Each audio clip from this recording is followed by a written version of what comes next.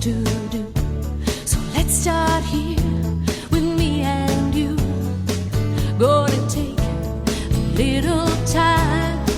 Let's see what we can find. Oh, come on, walk with me, talk with me, tell me your stories. I'll do my best to understand you.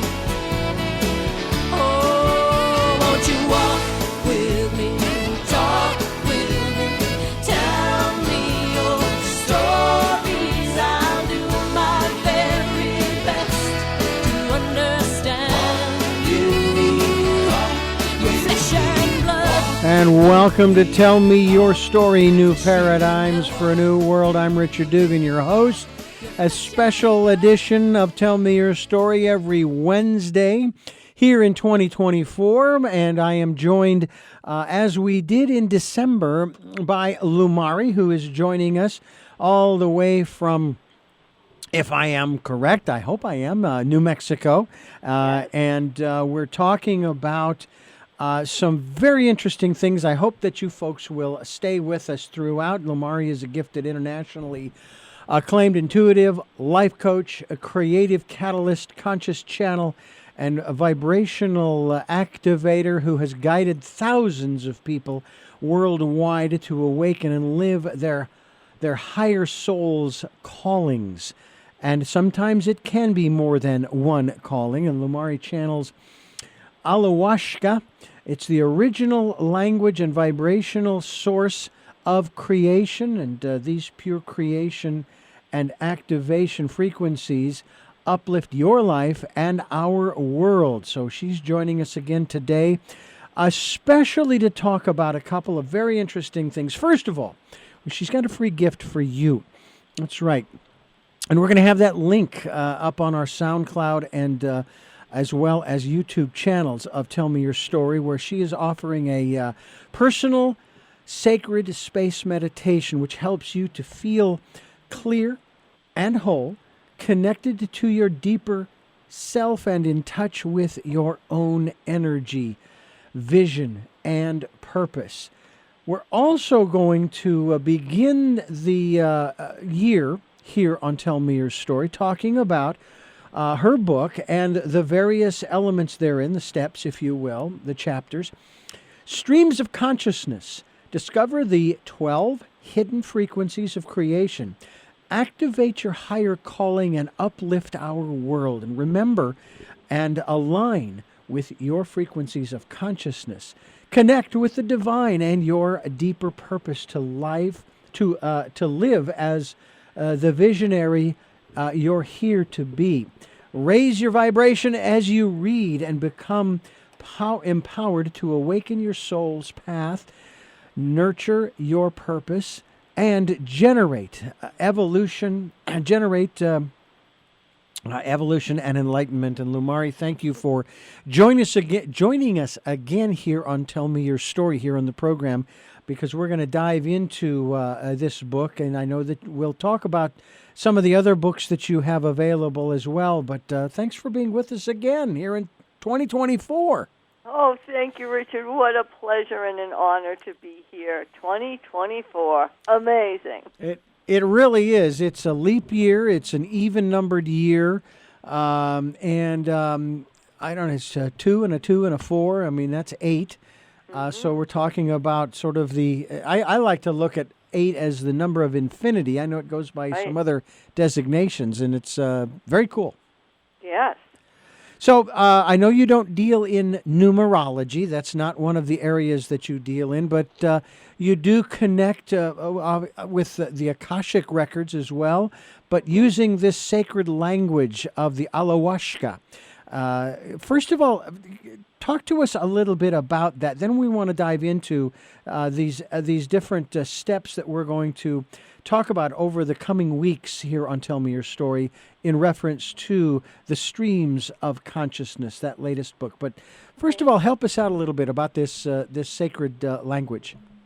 Well, for everybody who understands channeling, so I have a direct connection, and I have conversations and wisdom come to me. All right. So that's how I'm going to say it. Channeling for a lot of people is connecting with a particular divine source, whether it's an angel or a known being, et cetera, et cetera. And I have been doing it all my life. I just didn't know. You know, when you're born with gifts, they're just part of who you are.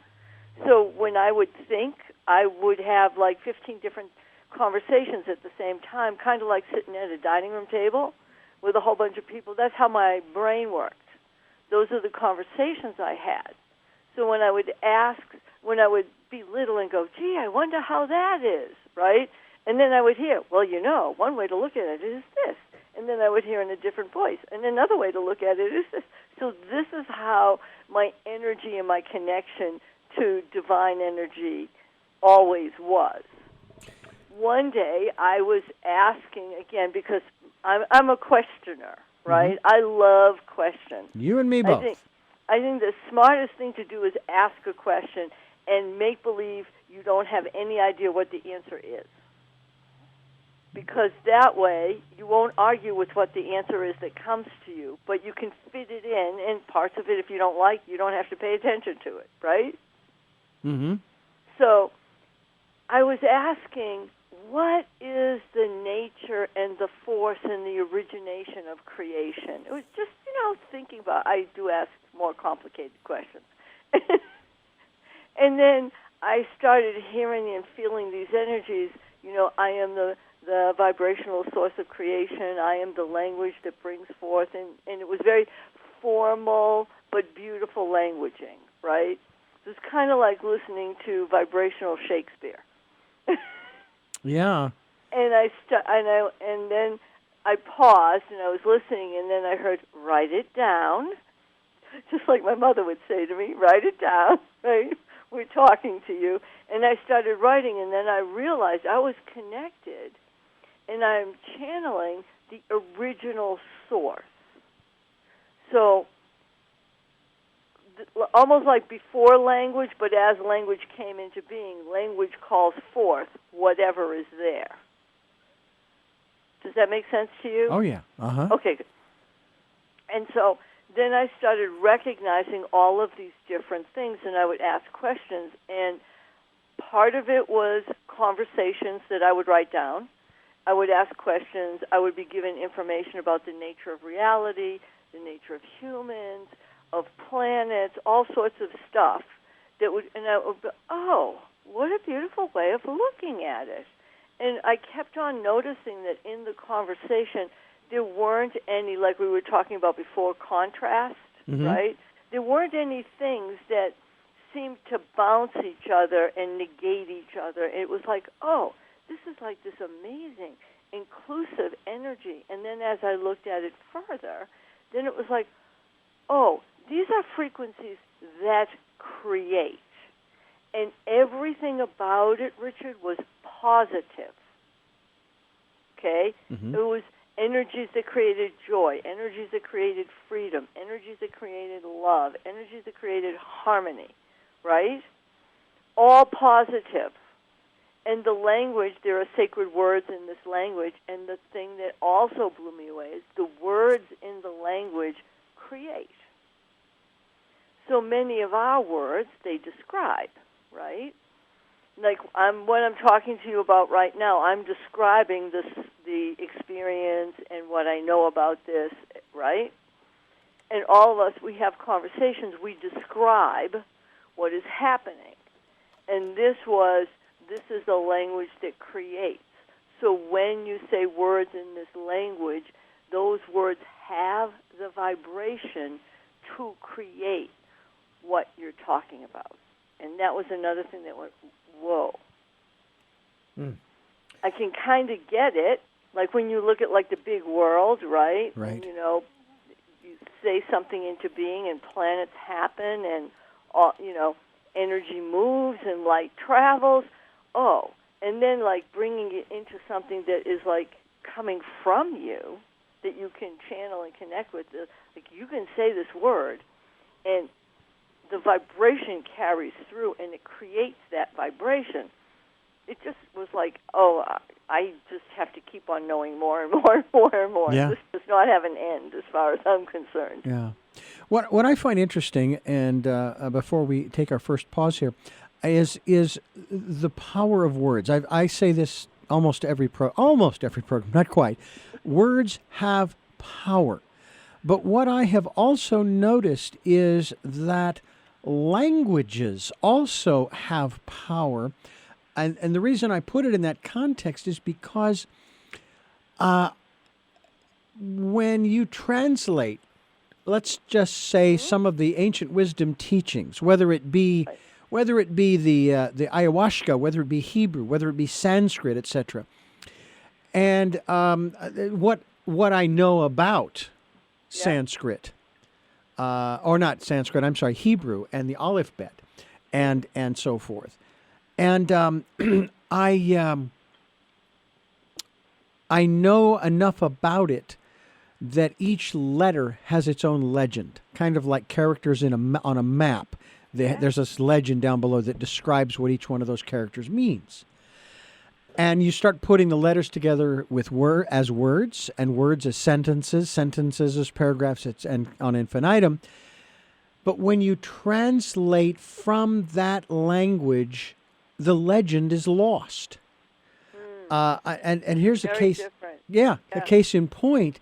And I'm hearing this these days, and I find this fascinating. For example, one of the 10 Commandments from the Old Testament that speaks, it says, and this is how I learned it, this is how it was taught over the years, even to this day, thou shalt not kill. Right. Well, now somebody's saying, oh, no, well, actually, it was not translated correctly. That's thou shalt not murder. And I'm going, well, wait a minute. It's either kill or murder. You can't have it both ways. And if it was murder from the beginning, why wasn't it translated correctly in the first place? Right. And we won't go down the road of trying to decipher as to why. But that's kind of my point. It's like it's either, and then of course the subject, for example, in the New Testament about death. It is Paul says it is appointed to every man once to die, and then the judgment. Okay, well now we're going to talk about Lazarus. Was he dead or wasn't he dead? Because Paul says once, but Lazarus died twice. Yeah. So now you've got some issues as far as, well, what was really meant? What was the word death? In the old language, and so on and so forth. So ayahuasca in this language. Ayahuasca. Beg your pardon. Ayahuasca. It's okay. Ayahuasca. It has particular meanings for each of the words, and so on and so forth, and that's really important to take a look at. The word I have to bring about right now is that we're going to take a pause here as we continue talking with Lumari. Lumari.com is the website, Lumari. And we hope that you'll go there. She's got a special gift for you. We'll have the link up on a podcast as well, so we certainly would like for you to go there and check that out. And we'll continue here on Tell Me Your Story. Welcome back to Tell Me Your Story. I'm Richard Dugan along with Lumari, and we're here to share with you about this particular series of chapters, the 12 steps, if you will, or 12 vibrations more than anything else, from the book Streams of Consciousness. And we're going to do a bit of an overview today, but on our subsequent programs, we're going to talk about each of the vibrations that are described. Tell us, first of all, give us a sort of a synopsis of the book Streams of Consciousness and these 12 different vibrations. Oh, I would love to. Thank you, Richard. So Streams of Consciousness are 12 different streams, vibrations of energy that I would say the easiest way to describe them are different qualities that we resonate to. And if you look at it, we'll just say like this, 12 groups of people across the planet. Let's just say that. You may not know what group you belong to. So I'm not saying it's cultural or religious or anything, right? There's 12 themes, 12 energies, 12 qualities that each person their heart and their being resonates to one more than any of the others. And then they resonate to some of the other ones as well. Now, these streams of energy were created for our planet so that humanity, individuals and groups, could connect with the divine without becoming overloaded, without getting their minds and whatever else blown away because the divine is so vast. Mm-hmm. And so each of the different streams was created, and they have many different frequencies inside that same stream. You know, because we all know that there's a higher level and a higher level and a higher level. It just goes like that. Right. But it gives us a place to connect with the divine in a lot of different ways, and we actually do see our life and our world from that perspective. When I was channeling about this, and I was receiving all of this information many years ago and told I couldn't put it out in the world yet because people wouldn't get what I was talking about, which is understandable when you're channeling stuff. Sure, yeah. And it was like, oh, I could look at different people in my life and know that they actually would resonate with a different stream, and that's why I didn't understand them, like where they were coming from. I mean, I could understand them, but I couldn't really understand them. Like why somebody would get so fired up or so passive about something that somebody else was really excited about.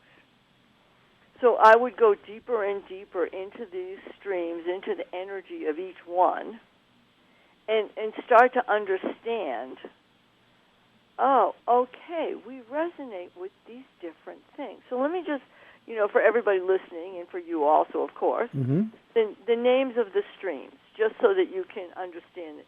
So there's 12 streams.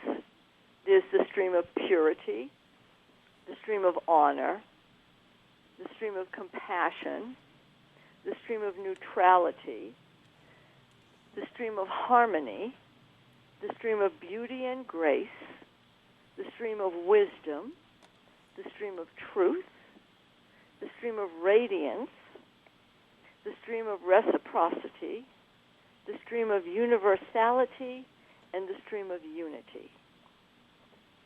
Each one of them has a different focus, a different vibration, a different quality to it, and you can see that that stream could actually call you forward, describe who you're being, who you are, what lights you up.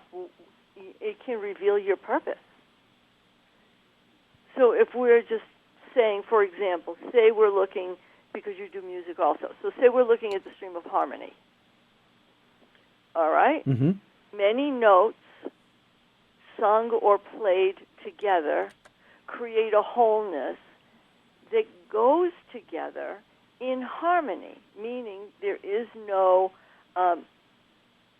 opposition, there is no conflict. All of these notes go together, and they create something really beautiful. And when you look at harmony and you look at music, you could look at like a trio, or you could look at a symphony orchestra with 100 musicians in it. And all of the notes and all of the tempos and all of the different instruments go together, and they create something that is magical, because harmony is really magical. Yeah. That all of these different things and these tones and all the notes are vibrations anyway. So all of these different vibrations come together and create a wholeness that still celebrates every single note, every single perspective. That's huge. Yeah. And there are people who really look at the world and they look at it like, well, if we all come together, you have this and you have this and you have this and you have this. And when we come together, we have it all. And that's a resonance. And so the divine ones who created all of these different streams, each person on the planet, and some have more than one stream that they resonate to, so it's not exclusive at all. But it's like, oh, you can see what calls you. Mm-hmm. You can see that if you resonate with these particular, oh, of course. These are the people, if you resonate with the stream of honor, you do not be so happy when people dishonor people or minimize them or take their credit away. You want to be the one who respects and honors people. You want to bring that forward in the world. So these streams of consciousness, they have those qualities. Then they have words and energies that also, in my book I write, you can align with these. So the divine ones created these 12 streams so we as humans could connect with something that brought about our own wholeness and connection, and then we could connect with the divine from there. Because a lot of times what you find out about many people who've connected with the divine just straightforward, they kind of get blown away and they don't have a really centered time on this planet. Because if you really think about the divine, I'm going to say it's way too much to take in. I've also understood everything. Yeah, and I've understood it too that in terms of this kind of information, especially, you can become overwhelmed to the point, and it was sort of described this way, for example, by Paramahansa Yogananda, that it would be great if you could just take all this information in all at once, but it would basically, and I think it was kind of described this way, it'd fry your body. You couldn't, your physical body could not handle the input. You just couldn't do it because it's too much. It would burn you up, so to speak. So you've got to take it in small doses, which is what we're going to do over the coming weeks. We're going to take a look at each one of these, all the way from and again, I would take it that these are not in any particular order. No. They are just placed there. For example, next week we will talk about, of course, the stream of purity, and the following week honor, and so on and so forth, as at least as they're laid out in the book in that right. aspect. But there's no priority here. We're going to definitely not. Yeah, we're going to continue as we talk with LUMARI here on the program Tell Me Your Story. Lumari.com is the website. We will be linked to it, and we will tell you about the free gift that she has for you when we come back here on Tell Me Your Story. Welcome back to Tell Me Your Story. I'm Richard Dugan, your host, and we are here with LUMARI, who is sharing with us Streams of Consciousness. That's the book we're focusing on, the work that she has done, the channeling for these 12 different elements. And I find it interesting, LUMARI, that it's 12. Now, I've also heard it said from one of my other guests that there's actually a 13th zodiac sign. Are you familiar with that at all? Because that's something that I'll have to go investigate a little bit more. I'm not, but I know one of the people that I know and have worked with laughed at me when I said there's 12 streams, and she said, you didn't think that they had anything to do with astrological stuff, because she's like big in astrology. Yeah. I didn't think of it, and I really feel silly. Well, but by the same thought token, of it. when you think, for example, and of course, I know that 12 comes up in a lot of the ancient wisdom teachings, right, and the philosophies, and in particular with here in the West, with Christianity in particular. Although Christianity is not a Western religion, it's Eastern. I mean, you know what I'm saying? Yeah, I do. You had the 12 disciples, but then you had Jesus. The carpenter, number 13. Yep. Although some might also say Mary Magdalene. See, I think that Mary Magdalene should be the 13th because she was the only person following, according to the writings, his crucifixion, ascension, and not ascension, his crucifixion and burial, and then rising from the dead. She was the first person to recognize who he was. The men who came along after her, they didn't know who he was. They didn't recognize him, which also raises the interesting question. Supposedly they were devotees of his. Okay. Well, here we are in the 21st century. We just transitioned into 2024. Mm-hmm. How do we know he hadn't been walking around amongst us and nobody has recognized him? Or at least no one has acknowledged that they have recognized Well, him. we have so many amazing. Yeah. Okay, like when you were talking about language earlier, Mhm. right? So the ancient texts, the way they create language translates differently into every other language. Yeah. Okay, so when you were talking about the commandment, right? Right. And everybody said, "Thou shalt not kill," and you realized it was, "Thou shalt not murder." Well, in some language somewhere, they might not have the distinction between killing and murder. But in that language, they did. Because murder is really specific. Mhm. It's human to human. It's premeditated, et cetera, et cetera, et cetera, et cetera. That's a whole other thing. And every single text that has been translated, if you're doing Hindu to English, there's words in Hindu that we don't have in English. Right. We have to make up what it means, or we have to come into an alignment with that. And so with all of the different things that we're looking at in the translations, you know, and you're talking about reincarnating into another body at this time or any other time, there could be a whole bunch of different people have come in and out. We could have everybody here. Every one of the beings who is honored and celebrated, you know, as spiritual leaders, they could all be walking around here. Yeah. You know, so it's like, you know, like all the dudes and gals. Right.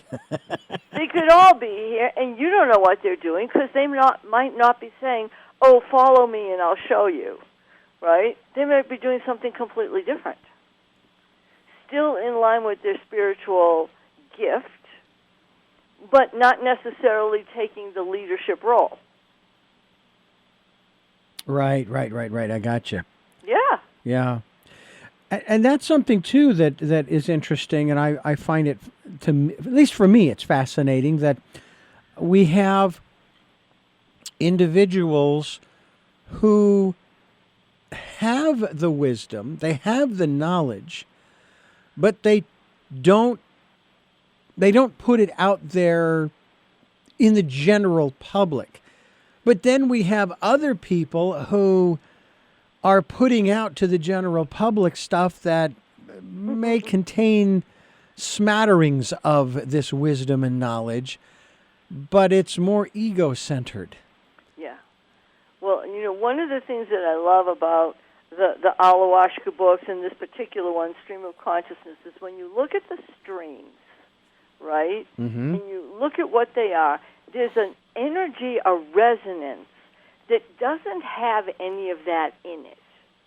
If you look at the stream, right, like the stream of wisdom, all right, this is not the stream of wisdom that comes from this particular culture at this particular time and nothing else is wisdom.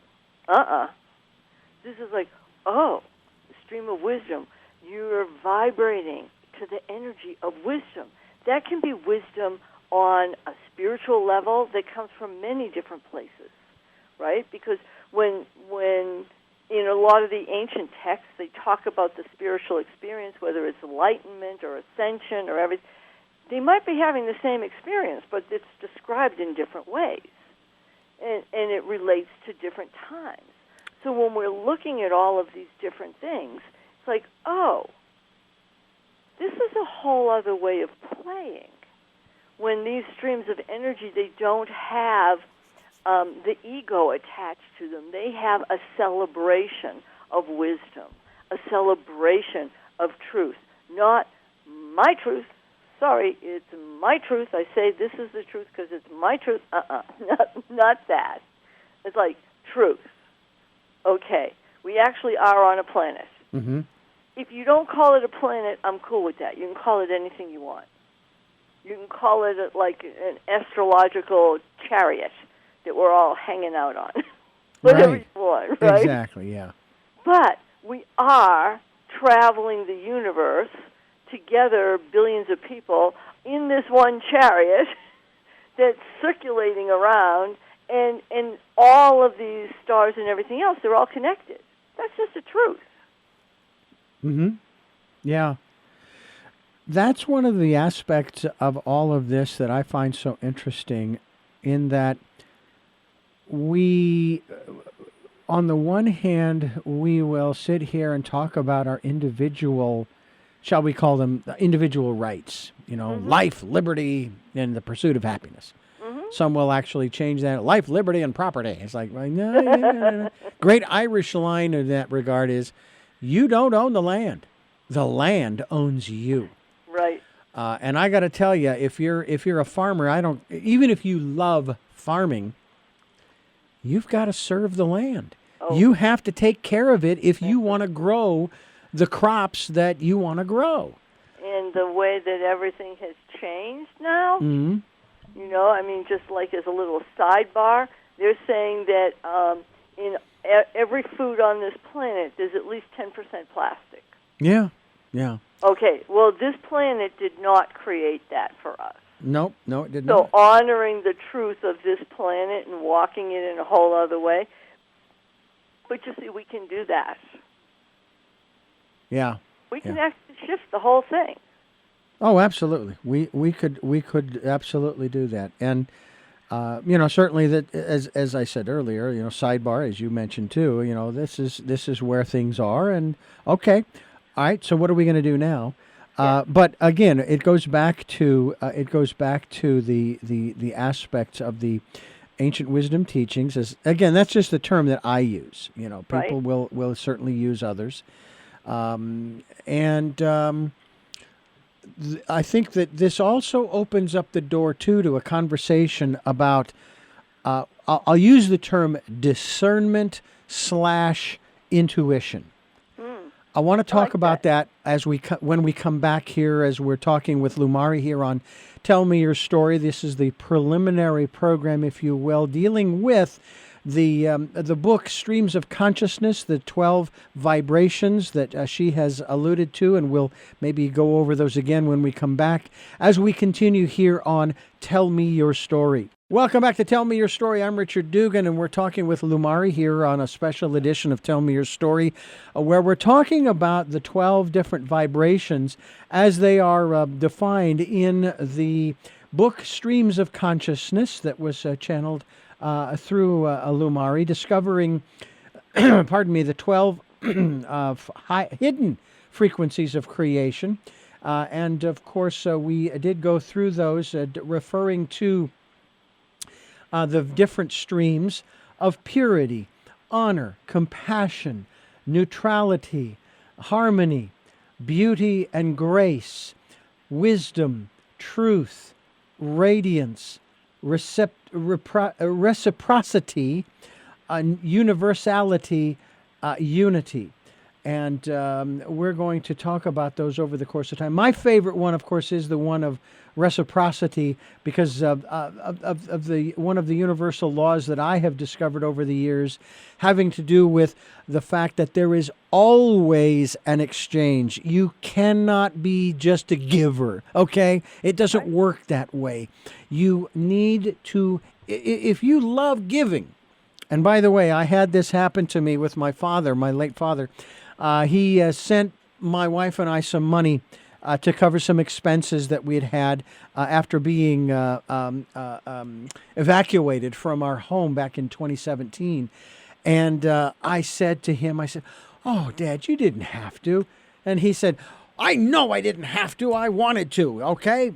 And so from that point forward, when anybody ever gave me anything in the reference of prosperity and abundance, and so forth, I would just respond, "Thank you." Yeah. Not, "You didn't have to." Of course they didn't have to. "Thank you." And that's all. That's all I would say. So that's one of mine. I'll look forward to getting into that one.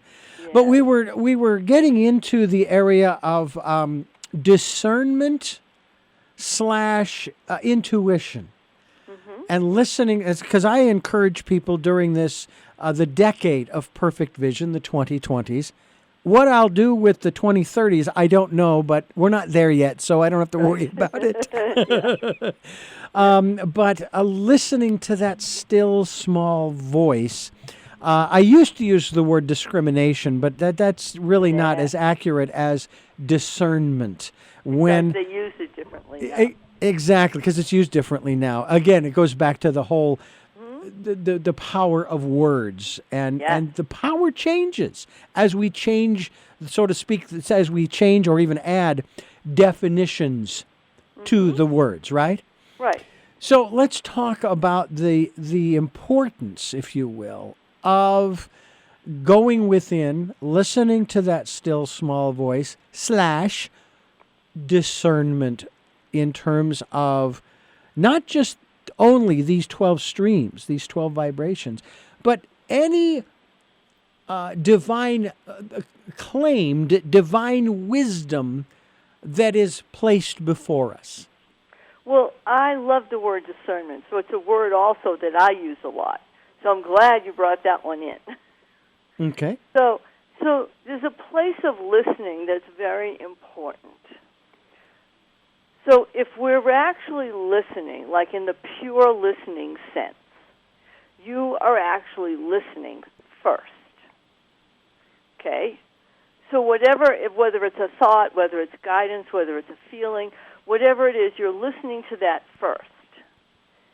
Then it's how you choose to respond. If you're listening and you're getting intuitive guidance, and I'm sure everybody knows what that is, so I don't have to explain it. If you're getting intuitive guidance, you want to know, okay, how does this feel? In a way, I'm going to say this word, even though I'll pick others, but this is the easiest. Does it feel right? Does it feel clear?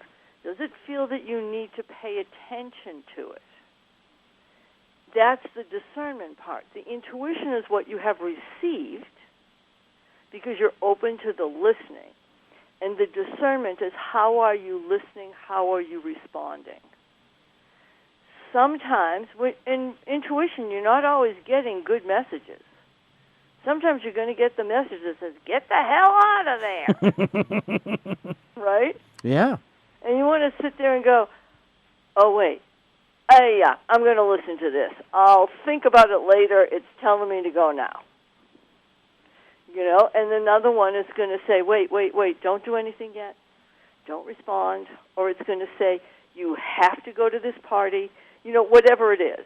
I mean, I had to go to the party so I could meet my husband. Mm-hmm. I had to go. Right, exactly. I've been there. I can tell you stories. Yep. And so those things are really important for us, and you want to be able to do it also being more clear. And that's why discernment as opposed to judgment, reaction, et cetera, et cetera, et cetera.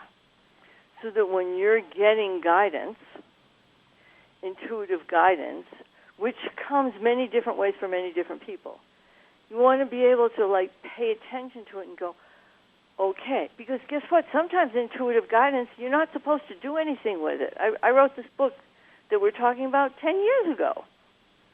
And every year I'd go, should I publish it now? No. Okay.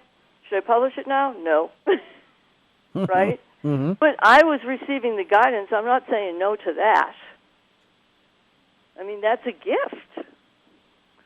The universe is sharing something beautiful with you. So it's important to recognize those things. Now, we were talking earlier about my free meditation, personal sacred space. Mm-hmm. That's a beautiful meditation to listen to so that all of the clutter, the thoughts, the energies from other people and the world, you're in your own space. Those things are not influencing you in the moment. So then when you're listening, then when you're receiving guidance, because you can do that meditation and then ask for guidance if you want, or you can do that meditation simply so that you are not receiving anything else but your own breath. I call it personal sacred space because it's like you are the temple. Okay. Yeah. And then that energy, so when we're looking again at intuition and the discernment around it, now you have a clear space to listen. So you're not in the conversation that anybody else created. You're in your own energy. Now you're receiving on a whole other level.